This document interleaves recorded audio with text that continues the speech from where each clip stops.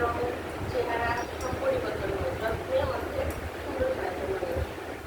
তো মাখামাখি তো পর্বে হয় ঠিকই, কিন্তু তার সঙ্গে নিয়ম করে যত্ন করে খাওয়া দাওয়াটা হচ্ছে মেন।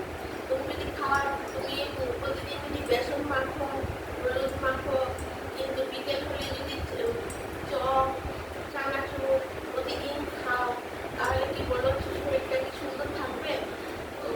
অল্প বয়সের সময় ঠিক আছে, চামড়াটা সে বয়সের সময় ঠিক আছে, তারপরে তার হতে পারে না। কিন্তু যাদের অন্তত 35-40-এর কাছাকাছি চলে গেছে, ওদের কি হয়, ওদের বেশিরভাগই তখন চামড়াটা একদম দেখতে 50-এর মতো বয়স লেগে যায়। কিন্তু যারা একটু যত্ন করে খাওয়া দাওয়া করে, ওদের 50-55 হয়ে গেলেও বয়সটা একদমই বোঝা যায় না। তো তার জন্য কি করতে হবে, আমাদের কম তেল মশলা খেতে হবে।